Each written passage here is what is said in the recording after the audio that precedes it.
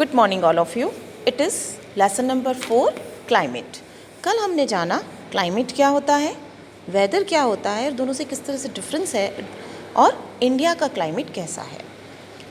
कल हमने ये भी जाना कि क्लाइमेट का असर केवल वहाँ के एटमॉस्फेयर पर ही नहीं पड़ता, वहाँ के रहन सहन में, वहाँ के लोगों के खान पान में, वहाँ के कपड़े पहनने में, उनके घरों में, उनके घरों की बनावट में उसका असर देखने को मिलता है। अब जब हम राजस्थान में रह रहे हैं तो यहाँ के घरों को जब हम देखते हैं और जब हम कहीं बाहर जाते हैं और वहाँ के घरों को देखते हैं तो हमारे दिमाग में क्वेश्चन आता है कि ये दोनों अलग अलग टाइप के क्यों हैं। जैसे कि अगर मैं राजस्थान के घरों को देखती हूँ तो वहाँ की जो रूफ़ होती हैं वो बिल्कुल फ्लैट होती हैं और वॉल्स होती हैं वो बहुत थिक होती हैं। लेकिन जब मैं ठंडे इलाकों के जैसे जम्मू एंड कश्मीर में चली जाऊँ या गोवा कहीं चली जाऊँ, आसाम में चली जाऊँ, तो वहाँ पर डिफरेंट है। क्यों है ऐसा? तराई रीज़न है जो वहाँ चली जाऊँ तो बिल्कुल डिफरेंट मिलेगा। वहाँ की जो रूफ़ होती है वो बिल्कुल स्लोप होती है, ऐसे गिरती, ऐसे ढलान पर होती है। ऐसा वहाँ क्यों और ऐसा यहाँ क्यों?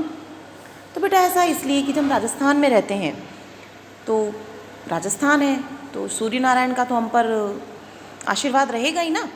तो वहाँ सनलाइट ज़्यादा होती है। अगर वहाँ की पतली जो दीवारें हैं वो बहुत ही हम थिक नहीं बनाएंगे तो जो सनलाइट है वो डायरेक्ट हमारे घरों तक पहुँचेगी और घर बहुत ज़्यादा गर्म हो जाएंगे और हम उसमें रह नहीं पाएंगे। इसलिए यहाँ की दीवारें जो होती हैं वो बहुत मोटी होती हैं। यहाँ पर नॉर्मली बारिश होती नहीं है और इसीलिए हमको पानी को इकट्ठा करना पड़ता है। रेन हार्वेस्टिंग का नाम सुना होगा आपने। तो रेन हार्वेस्टिंग करने की ज़रूरत होती है। तो रूफ़ अगर हम प्लेन बनाएंगे तो वहाँ से रेन हार्वेस्टिंग करना हमारे लिए आसान होगा। अगर वही स्लोप पे रख देंगे तो सारा पानी बह जाएगा, इकट्ठा हो नहीं पाएगा। लेकिन अगर फ्लैट रूफ़ है तो हम उसे डायरेक्ट हमारे हौद के साथ कनेक्ट कर सकते हैं और पानी को बचा सकते हैं। लेकिन ऐसा गोवा में ज़रूरत नहीं है ना, मैंगलोर में ज़रूरत नहीं है। क्यों नहीं है? वहाँ ऑलरेडी पानी बहुत है तो वहाँ पर उनको रेन हार्वेस्टिंग की ज़रूरत नहीं पड़ती। इसीलिए वहाँ की जो छतें हैं वो स्लोप में होती हैं, फ्लैट रूफ नहीं होती। क्लियर? असम में देखती हूँ तो मैं वहाँ पर बहुत ज़्यादा हैवी रेनफॉल है, बहुत ज़्यादा बारिश है, इसलिए वहाँ जो घर बनाए जाते हैं वो स्टील्स के बनाए जाते हैं क्योंकि वहाँ बहुत ज़्यादा बारिश होती है और बारिश में कई बार बाढ़ आ जाती हैं तो घर बह जाते हैं। महंगे मकान बनाएंगे तो वो उनको सहेगा नहीं, इसीलिए वो हमेशा स्लिट्स के घर बनाते हैं। अब हम बात करेंगे क्लाइमेट कंट्रोल्स की। तो ऐसे कौन सी चीज़ें हैं जो हमारे क्लाइमेट को कंट्रोल करती है? देखिए, कोई भी चीज़ है तो उसको कंट्रोल करने के फैक्टर्स भी होते हैं। तो ऐसी कौन सी चीज़ें हैं जो हमारे क्लाइमेट को कंट्रोल करती है? तो देखिए, वो 6 थिंग्स हैं जो मेजर हमारे there are 6 major controls of the climate of any place. कोई भी प्लेस हो, चाहे वो इंडिया हो, पाकिस्तान हो, जापान हो, अफगानिस्तान हो, कोई भी हो। तो 6 चीज़ें मिलकर क्लाइमेट को कंट्रोल करती हैं। वो है latitude, altitude, pressure and wind system, distance from the sea, ocean currents and relief feature. Okay, तो due to the curvature of the earth, घूमती रहती है ना पृथ्वी हमारी, सबको पता है हमारी पृथ्वी जो अपनी दूरी पर घूमती रहती है, अपनी ऑर्बिट पर चक्कर लगाती रहती है।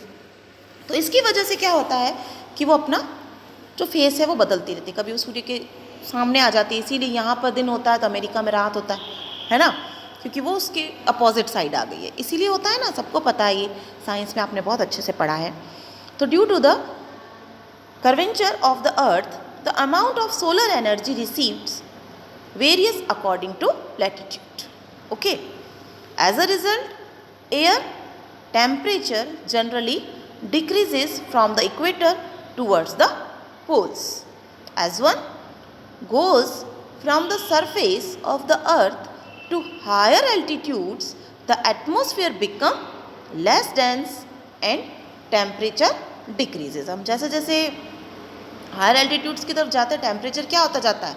कम होता जाता है ना। हम जैसे जैसे पोल्स की तरफ जाएंगे वैसे वैसे क्या होगा? टेम्परेचर कम होता जाएगा और हम ठंडे प्रदेश में पहुंचते जाएंगे। Okay, the atmosphere become less dense and temperature decreases. The hills are there for cooler during summers. हम जाते हैं हिल स्टेशन पर इसीलिए क्योंकि गर्मियों के दिनों में जब हम हिल्स पर जाते हैं तो क्या होता है, वहाँ पर ठंडा होता है मौसम, इसीलिए हम लोग हिल्स की तरफ भागते हैं, है ना। अपने राजस्थान को छोड़कर मोस्टली लोग हिल्स की तरफ जाते हैं, पहाड़ों की तरफ जाते हैं, बिकॉज हिल्स समर में भी क्या होते हैं? ठंडे होते हैं। Okay, the pressure and wind system of any area. जो प्रेशर और विंड्स, थर्ड कंट्रोलर है हमारा प्रेशर और विंड्स, ये किस पर डिपेंड करता है? आपके लैटिट्यूड और एल्टीट्यूड पर डिपेंड करता है। ओके, तो thus it influences the temperature and rainfall pattern. किस पर प्रभाव डालता है ये? टेम्परेचर और रेनफॉल पैटर्न पर। The sea extract a moderating influences on climate. As the distance from the sea increases, its moderating influence is decreasing and the people experience extreme weather conditions. These conditions is known as continentally, like very hot during summers and very cold during winters. Ocean currents along with onshore winds affect the climate of coastal areas. जैसे any coastal area with warm or cold current following past it will be warmed or cooled if the winds are on source. Okay, finally at last relief. जो sixth element है हमारा relief, उसकी बात कर रहे हैं हम. Finally relief too plays a major role in determining the climate of a place. High mountain act as barriers for cold or hot wind. They may also cause precipitation if they are high enough and lie in the path of rain-bearing winds. The leeward sides of mountain remain relatively dry. Okay, तो ये तो बात थी climate control करने वाले major controllers की. तो वो 6 हैं: latitude, altitude, pressure and wind system, distance from the sea, ocean currents and relief features. अब हम बात करेंगे इंडिया के. इंडिया के क्लाइमेट को कौन कौन से फैक्टर जो है वो इन्फ्लुएंस करते हैं, है ना, अफेक्ट करते हैं. तो फीचर अफेक्टिंग इंडियाज क्लाइमेट. तो लैटिट्यूड सबसे पहला है. लैटिट्यूड देखिए, आप सबको पता है कि जो ट्रॉपिक ऑफ सेंसर है वो हमारी कंट्री के बिल्कुल मिडल में से होकर निकल रहा है. ठीक है, तो जब मिडल में से होकर निकलता है तो वो 2 पार्ट्स में हमारी कंट्री को डिवाइड कर देता है. तो जो ऊपर का पार्ट है जिसको हम नॉर्थ पार्ट बोलते हैं वो हमारा सब ट्रॉपिक हो गया और जो साउथ पार्ट है वो ट्रॉपिक हो गया. तो इस तरह से लैटिट्यूड जो है वो हमारे जो ट्रॉपिक ऑफ सेंसर है वो हमारे कंट्री को 2 पार्ट्स में डिवाइड कर देता है, नॉर्थ और साउथ. जो साउथ पार्ट है वो ट्रॉपिक कहलाता है और जो ऊपर वाला पार्ट है नॉर्थ पार्ट वो सब ट्रॉपिक कहलाता है. तो the tropic of cancer passes through the middle of the country from the run of Kutch. Obviously in the west run of Kutch से शुरू होता है और मैं ईस्ट की बात करूं तो मिजोरम से. ओके, तो run of Kutch in the west to Mizoram in the east. Almost half of the country lying south of the tropic of Cancer belonging to the tropic area. Okay, and all remaining area like north area. So north of the tropic lies in the subtropic. Okay, so therefore India's climate has characteristics of tropical as well as subtropical areas. इसीलिए उसमें बहुत ज़्यादा variations आपको मिलते हैं. Okay, दूसरा element है आपका altitudes. India has mountains to the north which have an average highest of about 6000 metres. जो इंडिया में सबसे ऊंचा पहाड़ है ना, कौन सा है ऊंचा पहाड़? सबसे याद है किसी को कि सब भूल गए? K2. सबसे ऊंची चोटी जो है वो कौन सी है इंडिया में? K2. उसकी हाइट लगभग 6000 मीटर के अप्रक्स होती है. तो सबसे ऊंचा जो पहाड़ है, ये मत बोल देना मैम माउंट एवरेस्ट है सबसे ऊपर. तो इंडिया में माउंट एवरेस्ट नहीं है, माउंट एवरेस्ट नेपाल के अंदर है. इंडिया की सबसे ऊंची चोटी का नाम है K2. Okay, clear? तो 6000 मीटर्स है. तो India also has a vast coastal area where the maximum elevation is about 30 metres. The Himalaya prevent the cold wind from central Asia from entering the subcontinent. It is because of these mountains that these subcontinent experiences comparatively milder winters as compared to Central Asia. Okay, अब third की बात करेंगे हम, pressure and winds. The climate and associated weather conditions in India are governed by the following atmospheric conditions: pressure and surface winds, upper air circulation and western cyclonic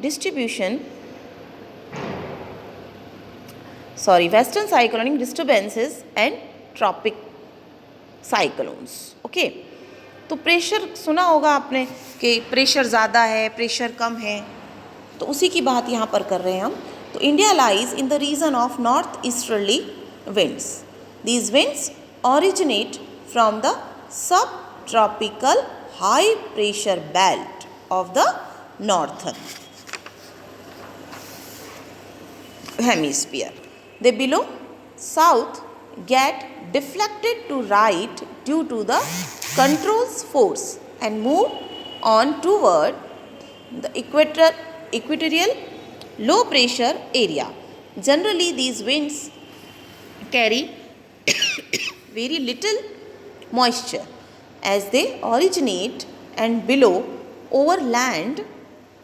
Therefore, they bring little or no rain. Okay, hence India should have been an arid land, but it is not so. Let us see why. क्यों कर रहे हैं हम? तो ये कहलाता है control force. अब ये कंट्रोल फोर्स क्या है? An aberrant forces caused by the earth rotation. The control force is responsible for deflecting winds towards the right in the northern hemisphere and towards the left in the southern hemisphere. This is also known as Farrell's law. Okay, तब हम बात करेंगे कि ये क्यों था. तो the pressure and wind condition over India are unique. कैसे? During winter there is a high pressure area northern of the Himalaya. तभी तो प्रेशर आता है, तभी तो आती है, बर्फ़ गिरती है वगैरह होती है. तो during winter there is a high pressure area north of Himalayas. Cold dry winds blow from the regions to the low pressure areas over the ocean to the south. In summer, a low pressure area develop over a interior Asia as well as over northern western India. This causes a complete reversal of the direction of winds during summer. Okay, so air moves from the high pressure area over the southern Indian Ocean in a southeasterly direction, crosses the equator and turns right towards the low pressure areas over the Indian subcontinent. These are known as southwest monsoon winds. Okay, these winds below over the warm ocean gather moisture and bring widespread rainfall over the mainland of India. Okay, and the upper air circulation in this region is dominated by a westerly flow. An important component of this flow is jet streams. अब आप कहेंगे jet streams क्या होती हैं? तो ये जो jet streams होती हैं, तो there are a narrow belt of high altitude above, देख लीजिए आप, 12,000 mm. ओके, वेस्टर्नली विंड्स इन द